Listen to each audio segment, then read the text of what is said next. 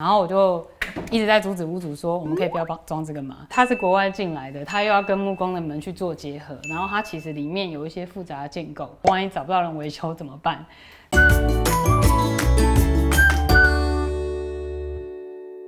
大家好，我是张欣，又到了设计开箱单元。我现在在哪里呢？我现在在台北市大安区一个非常漂亮的房子里。先来说说这个屋主的背景。屋主呢，他跟他一家人常年旅居在海外，每次回到台湾，他想要看一些朋友或一些工作的时候呢，都需要去住在饭店，长期来回来说，这样感觉并不是很舒服。所以呢，其实就在台北市自产，能够回来的时候住得比较舒服，也比较自在。这个屋主呢，本身他是有建筑背景，对于就是一些美啊，会有很大的这些梦想。我们在沟通一来一往当中，其实蛮多火花出现的。也因为这样，其实屋主常年在海外，然后我们也有非常多的想法要沟通，都只能靠着视讯啊、Line 啊、Email 的方式来做这种交流。但其实我们蛮习惯这样子的沟通方式。其实蛮多屋主有在询问说，如果人在海外，那我要怎么样沟通？我会不会觉得不放心呢？我们完成了很多类似像屋主在海外，我们人就可以完成一个美好住宅的案子。记得呢，当初屋主来洽谈的时候呢，他喜欢公司这种美式比较经典的风格，比如说像三个女人的家是比较干净的。可是当我们再继续深入沟通以后，发现屋主呢有很多的艺术品画作，他也喜欢有一点那种欧洲的古堡风。那我们希望在这样子的风格基础下，可以加入一些这种殖民风格，让空间的感觉其实它更有特色。这样子的来往沟通，其实花了多久时间？快3年，我们才完成了这个案子，不是因为疫情的关系哦。在这个案子里面，因为有很多异材质啊，包含风格的关系，包含设备材质的挑选，有一些是进口的产品。所以我们不断的激荡这个火花，最后完成了这个梦想宅，就跟我们一起来看看吧。现在来介绍一下今天房屋的背景。这个室内的总坪数是90坪，房屋的形态是毛坯屋，是一个 L 型的室内空间，它是属于比较狭长型的房子。内部呢完全没有任何的隔间，经由我们团队从头的规划，了解屋主的需求、生活习惯，房屋的采光条件，规划出3房2厅2卫1个书房，并使用许多异材质的拼接，包含了一些你想到的设备啊，比如说空调啊、全热交换、地暖、吊顶式冷气，还有一些国外进来的一些设备，我们等一下一一来做介绍哦。现在所在的地方是玄关，那因为它不是算是一个独立玄关室，所以我们制造一个独立的玄关，放上屋主最喜欢的非常有名的艺术家的雕像跟一个基座，来作为玄关的一个借景。后面呢就是餐厅空间，那因为它这个空间刚好在这2道墙上呢，其实它都是一些设备啊，所以我们会用一些比较属于国外的那种手法来去建构这些墙。在跟屋主沟通的时候，我会希望它里面会有一些像这样的元素。然后它其实是那个金属去切割的，这里面是什么？它其实这个里面是对讲机的方式，全热啊，还有空调总控都在这个位置。然后我运用像这样子比较装饰性的手法，让空间的感觉它是比较能够美化的。那时候我在想象做这个地坪的时候，我希望带入一些异国风的风格，所以后来就建议做这样子的拼贴。我觉得它其实是精致而耐看的。屋主在这间的设备各方面他都很讲究，因为希望能够住得舒服。包含在木料的选择上，地坪啊，甚至木结构这些脚材，全部是无甲醛的建材，漆面全部是无毒的环保漆。那我们来看一下，就是这个是一进门，你看到这个背景后面的整个的餐柜，其实它是一个非常浪漫美丽的一个空间。记得就是我们希望选到的食材呢，其实是比较干净的。那时候我还特地是食材厂挑，希望选到食材的感觉它是比较细致的，颜色是比较干净的。屋主是建筑背景，所以他有很多的想法，他就对网站过来说，这里面有很多把手，你看你们喜欢哪个空间配哪一个，你们点一点，然后我就会下单寄过来，然后我们就很开心的开始在配整个空间。这里要这个把手，那里要这个把手。所以你看，它会有很多像这种叶子型啊，像这种有一点点像贝壳型的把手。等一下我们去看别的空间，还有各种不一样的把手。这个餐厅呢，它所以可以接待人数空间是比较大的。我们刚刚是不是进来玄关，然后我们做一个雷切进到这个主空间来，空间的动线上的尺度其实都会留的是比较舒适的，空间的感觉也很有层次。当然有这样的一个用餐空间，我们就会有一个餐吧，比如说平常简单的用早餐，你可以在这个空间。这边的开关跟一些安排的手法都很特别。像这个的开关，其实我们是找了就是欧洲的进口的开关，然后来做这边的开关切换。它是这样搬一下搬一下，而且是非常有质感的。你看，包含这边也是，然后你看水龙头它也很讲究，开关面板。然后包含冷气的这种调控，包含排列的感觉，都会要非常有美感。这边的把手跟刚刚又不一样了，有没有？其实我们在就是这整个的那个冰箱啊、酒柜面就讨论了很久，什么1公分啊、2公分这个尺度，其实来回了蛮长一段时间，到底要不要放咖啡机或要放电器柜这件事情，大家都很奇怪，这么美的为什么不放那种轻食冰箱，要放这样的冰箱呢？屋主他对于实用性他也还蛮重视的，所以他还是希望能够放一个正常的 Hitachi 的冰箱，因为它使用起来是比较可以放比较多东西，收纳柜，然后包含就是屋主他已经先看好的一个进口的红酒冰箱，然后我们帮他做面材，这个是本来是不锈钢面，然后我们进来又请人就是做这个面材跟这个把手再镶上去，这样。接着我们要进热扫区，那时候我们为了这个到底要什么颜色也斟酌了好久。那为什么会选了咖啡色呢？因为里面的厨具也是屋主整个从国外进口，我们光是和这个尺寸其实就思考蛮久的，因为是欧洲尺寸，其实尺度稍微就会比较高。是电动门哦，你看它这个把手也非常特别，按钮很特别。好，我们现在进来，我们要做这种上盖啊，整个的整合，包含它有一些维修的地方，其实都要去计算好，因为你知道，如果我们买一些进口的这种厨具的部分，因为它进来其实它不能改的。所以就是我们在这上面花了蛮久的时间去跟屋主来回这些资讯。这个案子的挑战是什么？你看这个柜子是 A 厂商，这个水槽是 B 厂商，我们要把它 mix 在一起，然后再找台湾的厂商再去做这个台面，各方面都是个挑战。但是你说这个挑战有不有趣？其实很有趣，因为成就感在完成之后颇高的。其实这个地方放了很多屋主艺术品的那种真色，很漂亮啊。有一个小地方要跟大家讲一下，屋主他很细心，因为他常年在国外，所以他为了让柜子里这些的东西不会有发霉的疑虑，有一些这种通风的这些什么厨师啊，都会进到柜子里，而且他还特别去找了，就是一个像这样子的通风设备，很漂亮哦。它是一个那个金属片，然后直接锁起来。那里面的话，它柜子的部分呢，其实它就可以流动它的空气。大家都会说，我摸了这个白色到底会不会脏？其实不会，因为它其实是这种水性的喷漆面，它很好擦拭跟保养的。接着我们来看客厅喽，我们穿过了这个拱形的门框，然后来到客厅的空间。然后我先讲一下，大家会觉得说，我的门框做这么低，因为刚好这边有一个建筑物里面，它就有一只超大梁，希望还是微缩这样的空间的氛围。我把它左右做成一个对称的圆拱，然后中间做成一个拱形的造型，让空间的感觉它是比较有层次的。那也利用这个梁插，这边做了冷气的空调的管路，大家会发现就是我们的那个冷气的出风口也很特别。我们希望这个空间的感觉氛围能够完整的做到定位，所以我们用雷切的方式把金属整个切成这样子的形态。这一个空间呢，其实它整个全部都是窗户的微缩。这个地方本来后面它是窗，因为它看到是灵动，没有风景可以看。所以我希望这个风格微缩是比较多，而且屋主有很多的挂画，还是把这道墙做起来，然后方便屋主能够挂画来使用。这边呢都是屋主他采购的原装家具，特别要讲一下这个窗边的角落，做了大概1年多以后才知道说，原来其实屋主他是替自己的父母亲做这个住宅规划，那父母亲回来的时候，他可以有一个比较舒适的空间，难怪他想的细节总是这么的细，因为自己的爸妈希望他们住得舒服。这个空间不是白色的哦。其实我们有去思考过，需要给空间的颜色是什么？它做的是灰白的颜色，让空间的感觉是能够去衬托出屋主所购买的物件。屋主希望自己的父母亲有时候早上起床，他可以坐在这个窗边，然后可能吃个早餐，然后看看一些书报，然后可以看到窗外的一些绿意跟风景，就很有想象，在这个空间一定很舒服。接着我们进到下一个空间喽。我现在是在书房空间，这个呢其实是一个电动门。电动门开一下，你看到它的那个面板很简单，我们这样打开。好，那我记得就是说，当初屋主在设定这种场域的时候，他都会希望每一个物件它都很特别，比如说像这个把手，然后我就一直在阻止屋主说，我们可以不要装这个吗？它是国外进来的，它又要跟木工的门去做结合，然后它其实里面有一些复杂的建构，需要去克服这种施工的点，我都一直很怕说，万一找不到人维修怎么办？但是最后还是做起来了啦。说老实话，我做这一间一直有一种冲突感，在美感上，其实我们做的是比较舒服、有温度的。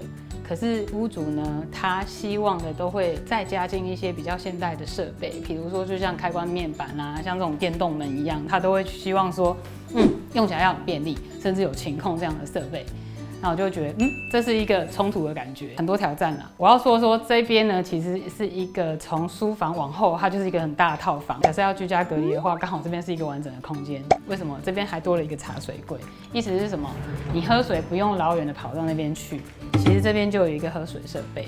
你要简单的洗个杯子，这边都可以用。下面呢，它就是放小冰箱，基本的生活所需它都有了。这边是它的书桌空间，有一些比较美式的书橱。当时我们希望还有一点古堡风格，所以在地板的部分呢，其实我用的是人字拼贴。那拼贴法很多，有的叫鱼骨拼，就是它上面的尖角比较尖锐的，然后这个是人字拼，稍微温润一点的。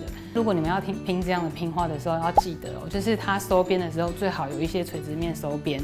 它在切的时候呢，能够收的比较漂亮。做这样的拼花耗材是比较大，所以如果你们要选这样子的拼花师做的时候，你要记得就是耗材这些都要算进去，就是你要评估你适不适合在预算上做这样子的拼贴法。既然地板呢有这样子的拼花之后呢，我会希望书柜刚刚像那样的门都呼应像这样子的材质感，希望在这种细腻的这种美式的修饰里面，它会有一些这种木头的肌理，而且你看这个就影响了客厅的那个面，就是一进来的时候，哇，感觉很像那种把古堡的元素抽取出来，然后放在书柜里。我们刚刚绕一圈，客厅没有电视，那电视在哪里？在家总有时候看个新闻吧。有啊，电视就在我斜对角。我们都一直为了说电视到底要放客厅还是要放哪里，在那边来来回回很多次。结果最后呢，决定放在这一个空间的角落，让屋主有时候其实他就要坐在单椅上直接看着电视，其实也还蛮舒服的。这边一件事情一定要跟大家分享，我们刚刚讲说就是木地板还会有古堡风嘛，那像这边做了一些百叶，其实也是承袭那样的味道。我记得当时为了到底要不要包铝框这件事情烦恼很久，就是屋主不希望看到有这种黑的铝框，因为对应空间的时候你会觉得它好像视觉上不是这么好看。可是老实说，台湾大多的建物你会看到铝框都是这种深色的感觉，有时候要回应到异国风情的时候，其实就会有一点点难度。我们就在包框跟不包框之间，其实周旋了很久，但是我们就像用这样子的这种百叶木头的感觉，把它修饰起来，让中间呢变成一个美好的窗景，可以看向外面。接着我们去看下一个主卧空间喽。你看这些细节，屋主都是很讲究的。进到主卧空间来，我们来看这边有整排的衣柜，形态上就有点不一样，让它其实比较简单的灰色，然后搭一些镀钛的线条，把手又不一样喽。一打开，就是里面呢我们分割做得很细，比如说你有一些配件的分类啊，包含有一些一格一格的这种包抽都可以做，你放一些手表啊或单品的一些首饰，然后里面我们都用皮革去做铺陈，感觉是很有质感的。看这边又是另外一种通风的物件，很特别哦。这边呢也做了一个小平台，屋主可以放一些回来比较随性的物件。接着我们来看窗户的部分哦，这窗框跟不这窗框这个问题也是考虑了很久。我们希望中间它是以布料的方式，然后旁边就像古堡开门有没有？它是门片的方式来做开门。这边呢有一个小地方可以分享给大家，像有时候我们在做一些那种元素的时候，像我们这边做了一个雷切，那雷切它是用金属去做切割。直接平贴在木座上面，它可以增加一些不同的风情。那你可以做通风啊、除臭啊，或什么，像有一些什么电视的那个通风机柜有没有？你也可以用雷切的方式去做它的通风片，那它就会有一些比较特别精致的味道，可以分享给大家。床头我们简单的带过，只要在床头板或这些壁灯啊、这些单品的五金挑得好，事实上它不一定要多加装饰。接着我们就进来跟一间开箱女生最喜欢的空间喽。这个呢，其实是屋主他从国外选购的一个化妆桌，我觉得其实很经典，因为它是木头跟白柜子的感觉，然后它这是这种三面镜，然后这个都是可以这样移动的，觉得很经典很漂亮。这边其实就是它的备品柜。接着我们进来它的更衣间，你看把手又不一样喽。好，我刚开门觉得我有 K 到，其实应该是这样讲。做这种门片的时候，我们会有分缝大缝小，关个门你们看看哈。这样关起来的时候，像这种双开门它会有缝，所以你如果留得太大的时候，你会直接穿过去。开门的时候稍微开一边再开一边，两片就可以打开了。其实它也很方便，占据的这个空间很小。这里面就是吊挂的部分，然后我们在这些五金件都有特别的选购，不是一般的不锈钢。像我家也有这种挂丝巾、围巾的杆子，这个都是可以增添就是在更衣间的一些你使用的方式，让你更便利。然后我们会用一些机顶的角，像这边会有一个储物间，然后还有镜子，那这边有阳光洒进来，很舒服。好，接着我们来看非常漂亮的主卫浴。当时我们在做那个地坪拼贴的时候，也有考虑到就是止滑的部分，我们是用那种马赛克跟大砖的拼贴去做切割，让空间它有另外一种风格的氛围。然后这边是双勺洗手台，你看这边的把手又完全不一样了，就是很漂亮、很漂亮的把手。那屋主很在意，像比如说台湾的湿气比较湿，所以慢慢很多屋主开始会做那个电热毛巾杆。所以这边你看，这边有一排哦，接着还有这个地方也有电热毛巾杆，所以其实它是做的很足够、很全。好，你有没有看到我背后有一个石材拼花？这个拼花砖很漂亮哦。这个其实是屋主从国外进来的单品。有时候如果你要从国外进这些东西来，它如果要跟台湾的东西相结合的时候，必须要注意跟考量。它如果说是单品一件一件的时候，其实它在结合面上就不会有太多的问题。所以如果考虑你要从国外进一些设备的时候，施工部分都要思考一下。淋浴间的部分，我们也做了一个比较舒服的座椅。这边我特别讲一件事哦，其实有一些朋友都问我说，到底地暖在装这些设备的时候会不会很复杂啊？会不会就是费用很高？我这样讲哈，我们家也有装地暖，这里也有装地暖。如果你全屋地暖算起来的话，它大概会跟人气的电费其实是没有差到很远。如果你在预算不足的状况下，建议其实你可以只在你的卫浴空间装地暖。冬天的时候温差很大，那有时候开那个暖风机，因为它的暖呢，比起你消耳刚冲完的那个热，其实暖风就会感觉像冷风。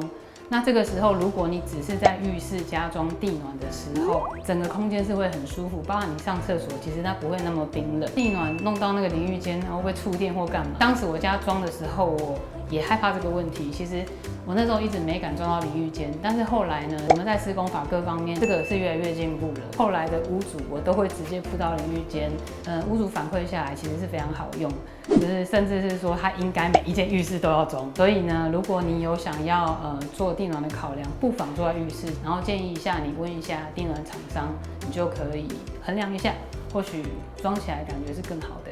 我们接着去看其他空间吧。